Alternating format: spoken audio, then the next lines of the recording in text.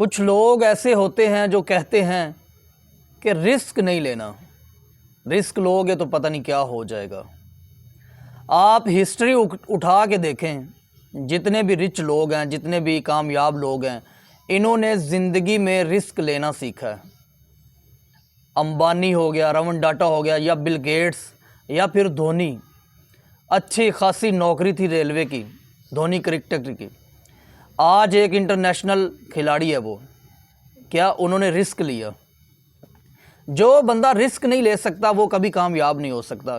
Risk جو ہوتا ہے وہ ایک ایسا اندھیرے کوٹھڑی کا کمرہ ہے جہاں پہ کوئی پتہ نہیں کدھر جانا ہے، کیا کرنا ہے، کیا ہونا ہے، لاس پروفٹ کچھ پتہ نہیں ہوتا، لیکن رسک لینا پڑتا ہے۔ رسک لیے بغیر انسان کبھی آگے نہیں بڑھ سکتا۔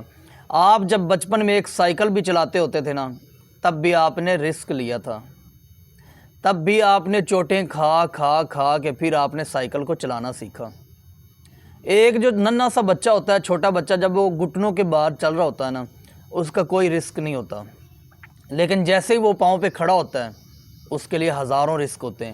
وہ سیڑھیوں سے گر سکتا ہے، وہ چلتے چلتے گر سکتا ہے، اسے کہیں بھی چوٹ لگ سکتی، سر فیس پہ کہیں بھی اسے چوٹ لگ سکتی، لیکن رسک لینا پڑتا ہے۔ رسک لیے بغیر زندگی آگے نہیں بڑھ سکتی۔